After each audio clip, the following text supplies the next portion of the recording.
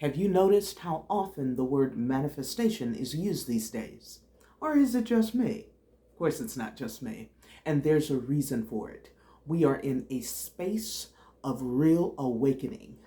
And through this awakening, then people are starting to understand who they truly are. And to me, that's a beautiful thing. What I want to talk to you about today is some of the things that could be blocking your manifestation, not because you're doing anything wrong, but because one of the things that people rarely pay attention to is their own personal development. In personal development, my particular specialty has been individuality, really helping people to understand what makes up their individuality, the good, bad, and the ugly, all of the personality traits, as well as all the other things that go into that, and desiring manifestations without focusing on your personal development and understanding how some of who you are or how you've been could block that. Whatever you're believing about you, you are emitting a vibration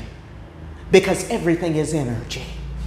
This one right here, I am telling you, every person needs to understand how who they are, their thought processes, their emotions, all of that stuff emits. You emit. I don't want anything standing between you and your manifestation.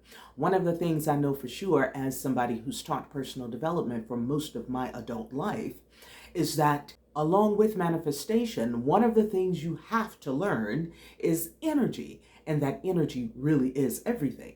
In energy being everything, the other two words you learn along with that are vibration and frequency. So after the awakening, it's natural to be ascension focused. But it's also smart to recognize that we still have to live in this 3D world where our personalities are still intact, and we have to be able to break down our personalities so that they are not working against us. And all the things that feed our personality has to do with our environmental influences. And I'm telling you that I have a very simple way for you to understand that about yourself. And as you learn it about you, you learn it about other people too. You're learning about the people you love, all the people around you, so that you can improve relationships while you're ascending. Because the reality is, after you awaken, relationships often get even more difficult. So this will help you to navigate that process too, because fears and emotions will block the manifestation process. Let's get into it.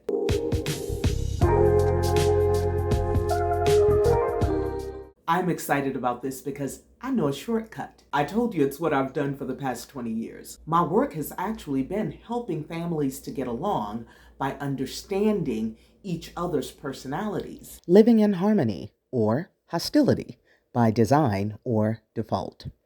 These are the two publications in one that are the foundation for understanding yourself and others.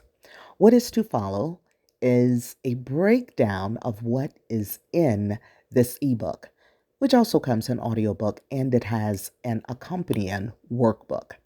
The next video is excerpts from a larger video that was specifically focused on understanding your core.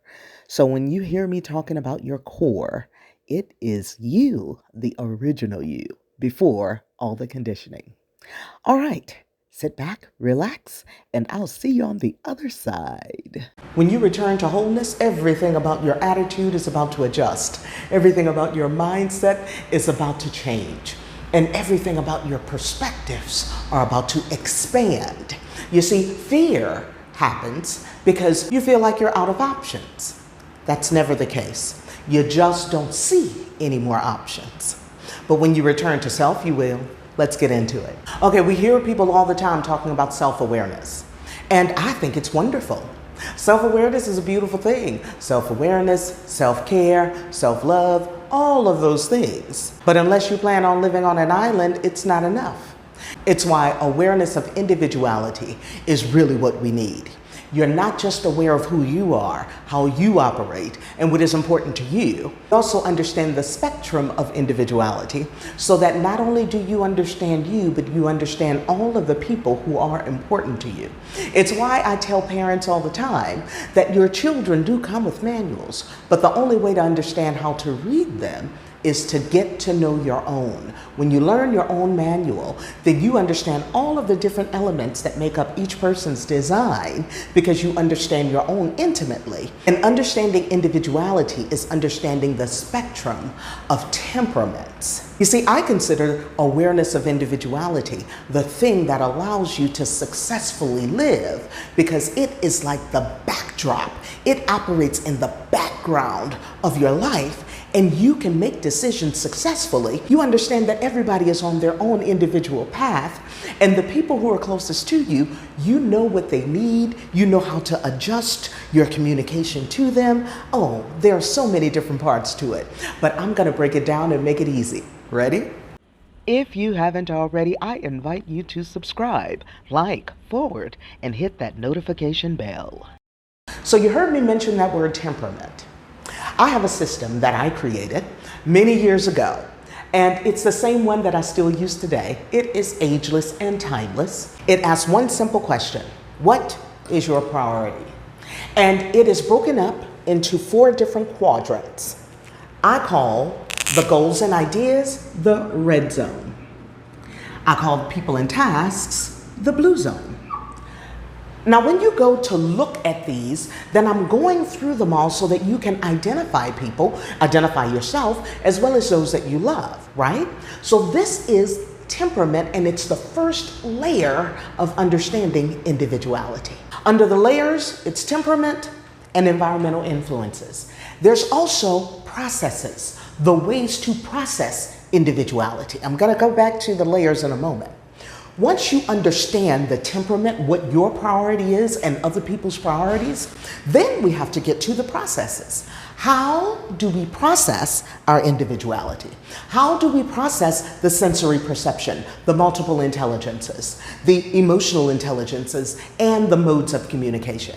Because that is imperative. When you understand those, then that makes all the difference. We all have specific ways that we do all of those things. If you've never heard of any of those things, then you don't know to look for them with yourself, neither others. Even if you've heard of it and it was only at work for professional development, there are ways to apply this to your personal life. I know they've told you that professional development was more important, the most important thing. It is not. As you already know, your life does not depend on professional development. No.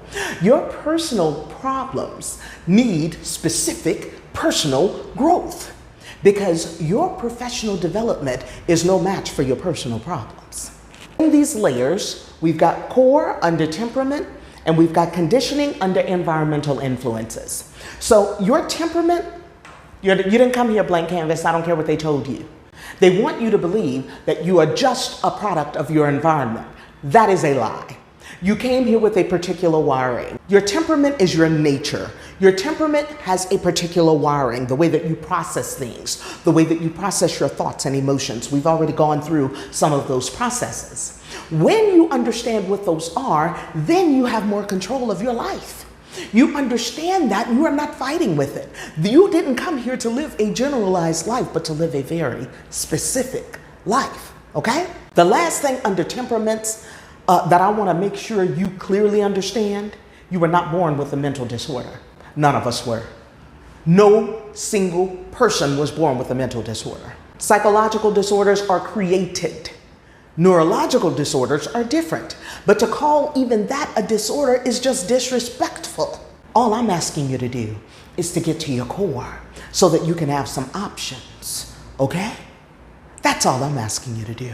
I'm asking you to get to your core so that your children can have more options. I'm asking you to get to your core so that you don't fear your future. I'm asking you to get to your core so that you are not feeling powerless, but you get in the space of feeling powerful. So we go back under environmental influences. And I'm telling you, under environmental influences, your good, your bad, and your ugly has been conditioned and been practiced And that is why you believe whatever you believe about you and others. Here's one that every single person needs to understand. Whatever you're believing about you, you are emitting a vibration because everything is energy. This one right here, I am telling you, every person needs to understand who they are, their thought processes, their emotions, all of that stuff emits. You emit a vibration. And from emitting that vibration, then you get more and more of whatever it is that you believe about yourself. You live from that conditioning. You don't have to. Your children certainly don't. I invite you to do this. If not for you, do it for your kids. Do it for the people around you. Okay? Let's look at the environmental influences. Environmental influences that have made impacts on who you are: parental love or the lack thereof, support systems or the lack thereof, moral systems, and whether or not, moral itself, isn't that something that is totally objective? Who are we to talk about anybody else's morals? You have your own. But it is only through social conditioning that you're going around judging others. Education. What is it, education or indoctrination? I just told you psychology is indoctrination. It is not education. So in order to do yourself a favor, you owe it to yourself to get to the nitty-gritty of who you are so you can stop living these general lives. You see, because people who have been indoctrinated have also bamboozled themselves. They've betrayed themselves. They've made themselves think that they are so much more because our society said they were. One person is no better than another one. No, one person isn't any smarter than another one because they have letters behind their names. Because degrees don't equal smart. Come on, y'all. No. Smart is how good are you at life? Huh? Because I know a whole lot of professionals with a lot of letters behind their names, including psychologists, who are not good at life. Experiences. And that one is the one that keeps people stuck more than anything because, again, everything is energy. And just because you've experienced something, people don't know that you don't have to have that thing with you for life. However it impacted you in a moment, energetically, you get to transform that if you understood that you are an energy source. You are an energy being. You get to modulate your energy when you understand your core, when you understand that energy is about how you feel, when you can change it, when you can transform that pain to peace, you can. In order for you to understand who you are, you got to understand the training ground you came from. Okay? Your family, training ground. Whether you had a good relationship with them, great relationship with them, a horrible relationship with them, they are still your training ground. Personal development that is not specific to your core, it doesn't really work and you don't have long-term resolution. Ready to learn more about your priority? And while you're over there, pick up these freebies. I used to run a platform called the Grown Zone, and much of our relationships, I am telling you, can be messy. So let's get the information you need. Okay, that's it. That's all I have for you today. It's your life. Choose it just as it is. Own it. The good, the bad, and the ugly. Change it. As long as you can breathe and learn, it can get better. Ciao for now.